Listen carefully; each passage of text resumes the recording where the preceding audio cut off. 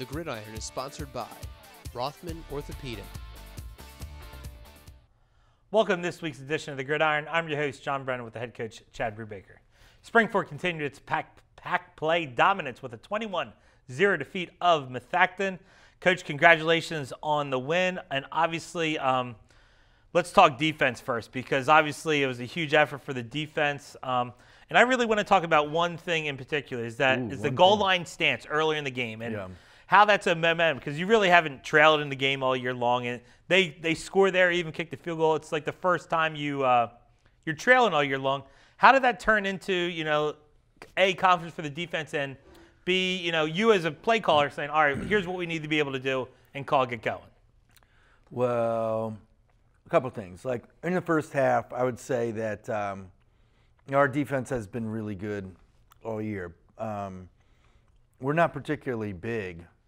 We have one guy on our defense over 200 pounds. So the way it's currently constructed. So, at some point, someone's going to be able to, move the ball. We have to rely on, being in the right place at the right time. We have to know them better than they know themselves. And so we're still working, believe it or not. I mean, we're still, pushing kids to get to that point.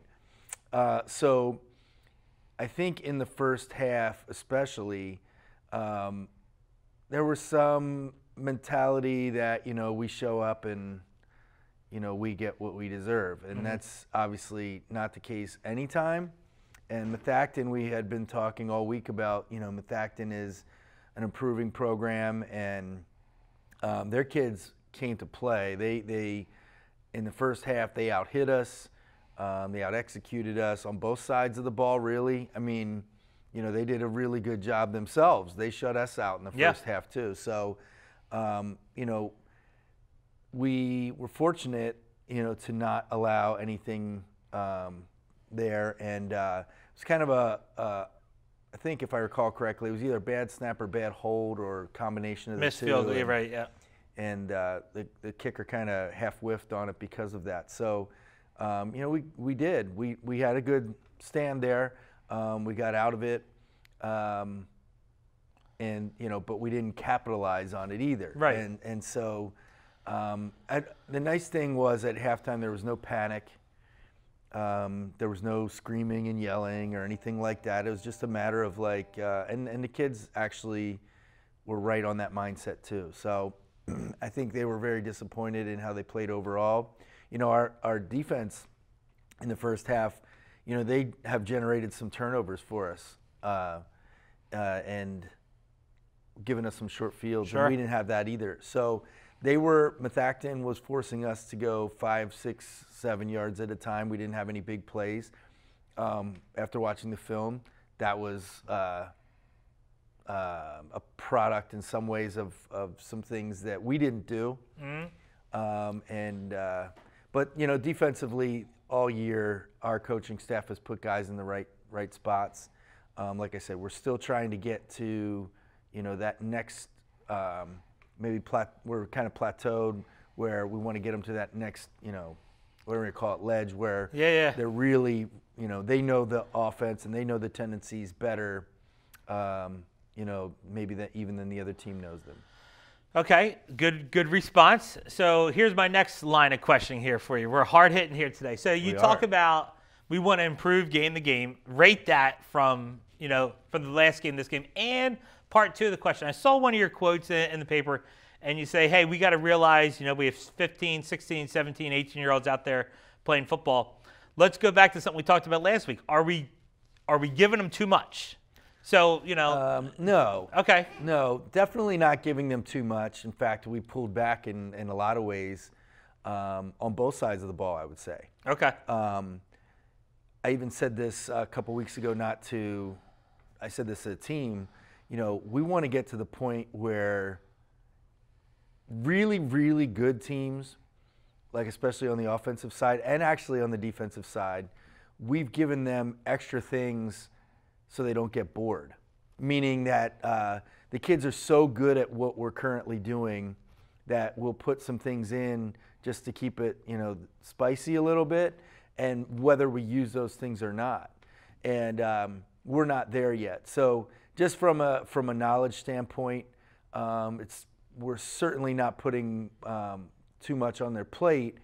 And I had a frank conversation with a couple guys, not personally, but said it to the group, like, hey, if you're a senior and you think like this is just your position, you're sadly mistaken. Like, we're going to, if there's a guy that's starting to push you, we're going to create competition.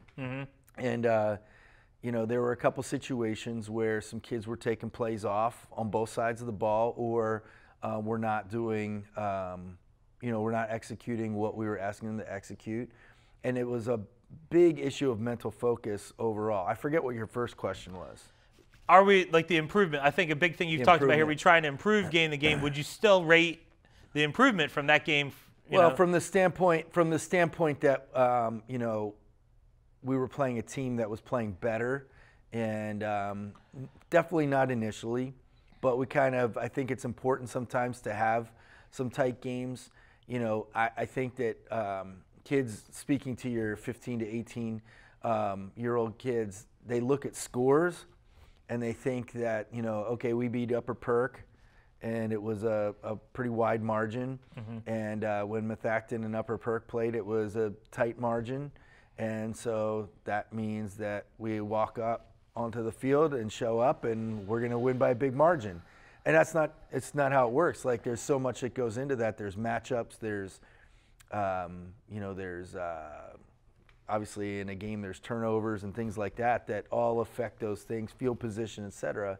And sometimes the levee breaks in high school football. You score a couple quick touchdowns and all of a sudden the other team's like, oh, what are we going to do here? What's going on here? So I think that kind of happened in the Upper Perk OJ game. I think OJ was shocked. Yeah. To be down at halftime the way they were. And that's exactly what you're saying there. Because kids, like you're saying, I'm sure you're saying, hey, guys, don't worry that we beat Upper Perk 55-0. And like that's I'm sure that's something you're going to fight this week too, right? Right. Because, yes, exactly. That doesn't mean, I forget the exact score, 31-14. Something maybe. like that, yeah. That doesn't mean we're going to win 81 like it has nothing to do, that has nothing to do with this week. Yeah. Even though in high school those scores are more true than, say, the NFL or even college, you still can't just hang your hat on that. You can't just show up. You have to, execute. You have to be mentally focused, and we just weren't. And you can see that a couple plays into the game. You can see it actually on offense on the first play of the game. Okay. And I was, after watching the film, I was really disappointed. And we told him that we're disappointed in a lot of different things that should not be happening at this point in the year. All right, last question before we do highlights here. You talked about, you and the quarterback, a little bit about trust too. Like you got to trust, and you're trying to put more on his plate, and you got to. So now your idea is, okay, and that's always been a thing for you in this program. As you go through, you put more on quarterback's plate and go back through the line of your quarterbacks, and that needs to be your next progression as a coach, and is give him a little bit more keys to the car. We did in the second half, and he performed. Yep. And so one of the things that Methacton was doing was daring us to throw on first down. And, we are allowed, our quarterback and, all of our players are allowed to communicate to each other what they're seeing. And the quarterback has the opportunity to change, or audible. And we weren't doing that in the first half. Not that we did it in the second half necessarily, but we weren't doing that. First down, they were loading the box a little bit. They were playing really soft coverage and basically daring us to throw the ball. And at one point, I,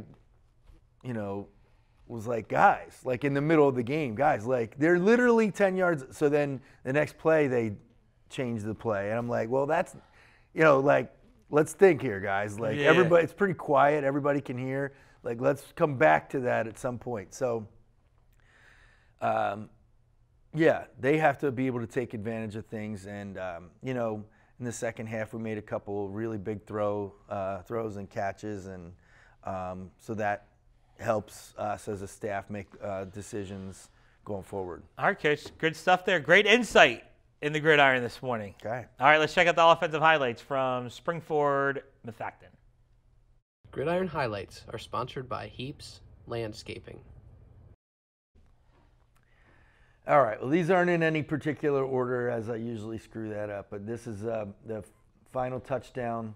Harriet Yefe gets out in front, and you can see a good Trying to get job the here. eyes going the one way with everybody. There they Yeah, go, right? You see a nice kick out block by John Caputa, and then Ian Harvey running down the field there. Gets cut by a defender, which was a 15-yard penalty. This is the one play that I was talking about. This is 4th and 8. And we're kind of in no man's land, like we don't Can't kick it. We could try, but it's not a high percentage. And what's he watching here? What's he looking at? So what he's doing is he's standing in there and seeing. He's kind of doing a high-low thing, and seeing which opens. And he stood in there and made a great throw, and he got hit. So it's a little play to Josh Hellauer. We ran this a number of times during the game. Sometimes we threw, sometimes we didn't. But it's just a handoff. And then this was our only touchdown pass of the night, again to Josh Hellauer. A little play action you're trying to go here with that too? Yeah, and earlier, you'll see us from the end zone, but earlier we were just struggling. Like, our blocking schemes and our communication is just driving me insane. We had tried to, get inside, ran that same formation and tried to just run off tackle, and just guys are not communicating, and it is so frustrating because they're right next to each other, I don't necessarily understand why that is, but we screwed up both plays, and right. I guess I'm watching that play and I'm like, that end's coming off pretty easy, like not really kind of. And now is he supposed to be like that free of a rush on the quarterback there in that play, like? On the backside? Yeah. No, he was supposed to be blocked. But, okay. But the previous two plays were just a disaster in terms of blocking scheme. Like, the first play, we got exactly what we would want, and screwed it up. And the second play, we got a slightly different look, and didn't block a defensive tackle in the next to the hole we're trying to run to. So that's hard to explain. Like, I don't know. Yeah. And Coach Strickler is just a tremendous coach, and he goes over. I see him go over it in individual. I see him go over it in inside run. We do it in team, and so that's got to be hammered out. And again, I even mentioned this last week about communication. It's just not happening the way it needs to happen. And there was a good conversation, I think, in the fourth quarter. A little heated conversation on the bench with the offensive line, and it goes back to the trust thing. And we talked about this as a group. Like, I got to trust that you're going to show up and do the gridiron, right? Yeah. And if you don't, if you're late one day, for whatever reason, I got to trust that you'll show up the next time. Yeah. And it's kind of the same thing, although it's a silly analogy. Like, if a kid does the wrong thing one time, I still got to trust that he's going to do it right the next time, because then where are we? Yep.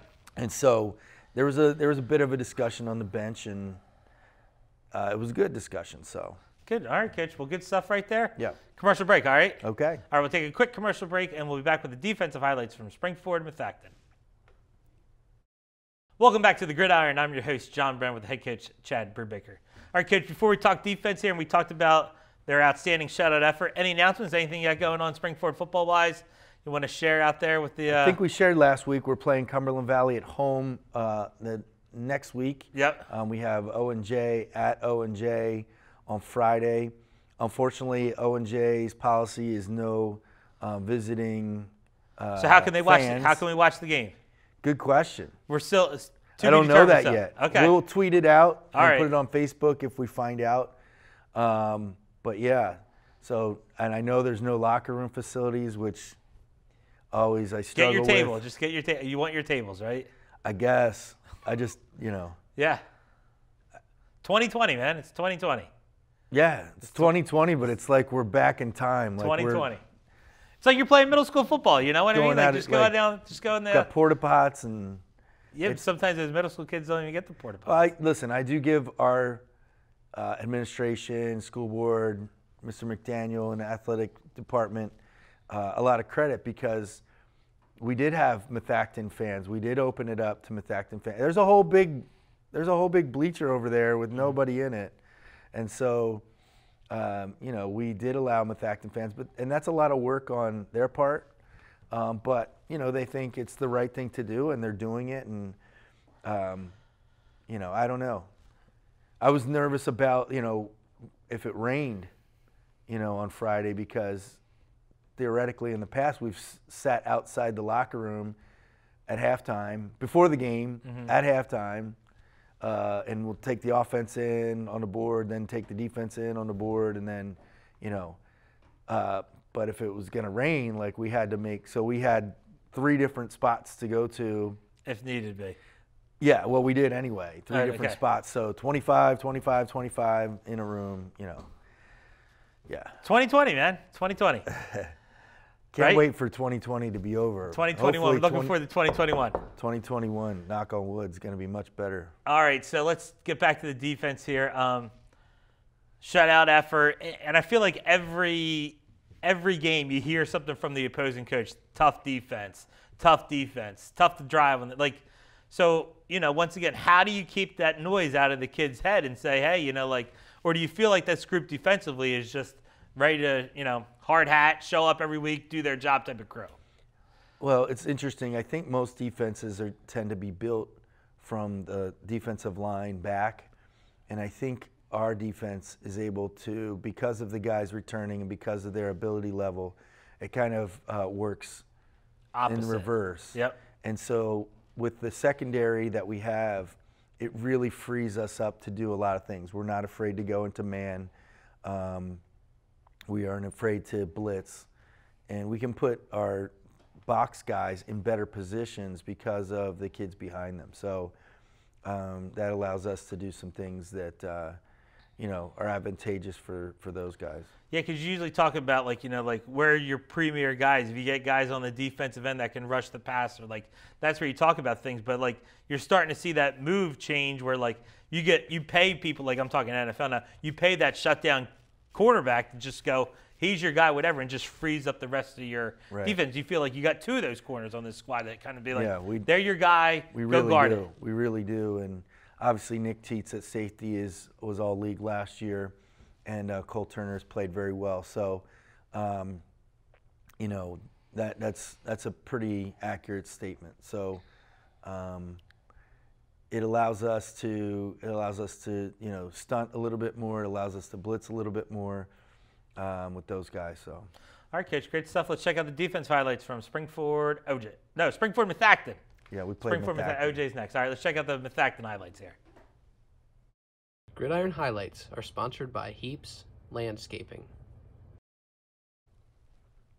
Here you see, we have guys that are blitzing. We have blitzing 3 guys right there. And the guy at the bottom, whoever the corner is there, he's one-on-one. He's just face guarding all the way right there. Yeah, I didn't see who it was, but you see there pressure off the edge. Right. And now we could have gotten this, and we didn't, but. Those are the ones you love as a defensive end right there. Absolutely. So Another here we pressure come off the again. edge. This was a screen pass, so they were kind of allowing that pressure, but Zach Marinello, who does a really good job in the passing game as a linebacker, you see him there, number 20. He sees the screen right away. The back didn't really disguise it. Defensive end gets his hands up to, makes the throw a little bit tougher. Yep. Here's more pressure off the edge. This is just good coverage. This is almost, if you would make a clinic film, this is just perfect coverage. We call that being in phase. Nate Capers was just in phase the whole time. Nowhere for him to make that pass. And then try and rush. The defensive ends and Ryan Horvath, who was blitzing, force the quarterback up into the pocket, and then DJ Francis and Nasir Cook are able to make the tackle. This was a big play here too. This was, they were driving a little bit here, and this was 3rd down. I think it was 3rd down. And, the ball is a good throw, and he puts it on the money, and Cole Turner and Naftali Stein combined there to break it up. That was just an excellent job. And this was near the end of the game. Naftali Stein gets the interception, that kind of iced the game there for us. And then we ran a few plays, and then we took a knee. So there you go. But Naftali Stein's in perfect position again. Now you also you still got him there. It looks like he's 1-on-1. There's some safety back there, but he's trying to throw that to the outside. Yeah, it was zone. It wasn't straight man coverage, but he didn't allow the number one rule is stay over top of the receiver, and he did that. All right, Coach, good stuff right there. Methacton in the books. One more pack game to go. All right. All right. All right. We'll take a quick commercial break, and we'll preview the game with Owen J. Roberts after this. Welcome back to the Gridiron. I'm your host, John Brennan, with the head coach, Chad Brubaker. All right, Coach, last pack game. It's crazy. I was talking pre-production, with Andrew, and he's like, where's October? I'm like, yeah, October's almost done. It's almost November here. So last regular pack game here for you guys. I know we added the game with Cumberland Valley, but yeah, I mean, you're almost home. You've almost made it all the way through this season here. Well, it feels like 2 seasons. Yeah, right. I mean, it's just the grind. This has been, obviously unlike any other. And, just to think we've only really played 4 games is like, I feel like we've played a season and a half already. Yeah. But, we told the kids already, we're kind of in playoff mode now. Like, this is the week of 16. We have to win out. And if we don't, we're talking districts too. Yeah, win out to win a pack, win out to make districts, you're saying. Exactly. So we're the number 1 seed right now in District 1, but we played an extra game. Mm-hmm. It's just one of those things, like, we just have to treat it that way, like it's playoffs. So. Right, and this is I don't want to say trap game, but this is once again where, Owen J had some early success in the season, and obviously a major setback for them last week losing to Upper Perk, and I'm sure they're saying, hey, we only have so much left here, and let's see if they can turn on that sense of urgency for them for this week here. Right, and they certainly, I would think if you would ask them, they would say they underperformed last week and are disappointed in their loss. So their goal is to be the spoiler now, and we have to, we keep telling the kids, if you win the league last year like we did, you have the target, mm-hmm. On your back, and so we're going to get everybody's A game. Yep. And again, that message didn't fully get across. Hopefully, after last week, they understand that a little bit better. But we're going to get O&J's A game, and they have some weapons, and they always play us tough, and. Last year we were down in homecoming game. So, if something happens early and like it did last year against them, mm-hmm. They had a big touchdown pass, and we just have to roll with it and understand we're going to expect to get their A game. Yeah. Why would you want anything less than that? Sure. You want everybody to play their best so that you can see what you've got. So. All right, Coach, let's take a look at Owen J on offense. Here they're out for Perk here last week's game. Yeah, and they had some big plays. This was a screen pass that went for a touchdown, and that kid can motor a little bit and gets down the sideline into the end zone. This is the same kid. And he gets up the sideline again. This one's not for a touchdown. He gets knocked out of bounds there. But some of these guys, that kid is not the biggest kid in the world, but he's really shifty and does a really nice job. Run hitch, miss tackle. Right, and you got to make tackles. It's a simple hitch, and if you miss that tackle, all of a sudden it's a 30-yard gain, and that's no good. And this is what they're really good at. There's a bubble, right? And this is what that was a tunnel screen, but we struggled with this against them last year, so we've already been working against that, working on that this Quarterback week. A little mobile there, getting out of the pocket. Yeah, and 13 has had 13 catches last week, so clearly, that's a focal point in their offense. And, again, we need to know not only formation tendencies, down and distance tendencies, those types of things, so that we can make good decisions and then our kids can execute it. So, and the kids need to know that too. They need to know what's expected. All right, what are we going to see from O&J defensively? So for the most part, they've been an even front, although they've shown some odd. They've gone basically full seasons of being an odd front team and an even front team last year, but they've mixed a little in. A lot of times in nickel situations, third and long, second and long, they've gone to an odd front. But they have some guys that can run a little bit, and it's going to take everybody, including receivers, blocking downfield. Yep. That's what was missing last week. We were wondering why we didn't have big plays in the first half, and then you see some receivers taking some plays off. Can't happen. That's do your job. Do your job. Like your buddy's doing his job, and they weren't the only ones. But, sure. Everybody needs to do his job and not worry about, the play, not look back at the play, just go to do your job. So. All right, Coach, let's take a look at O&J on defense.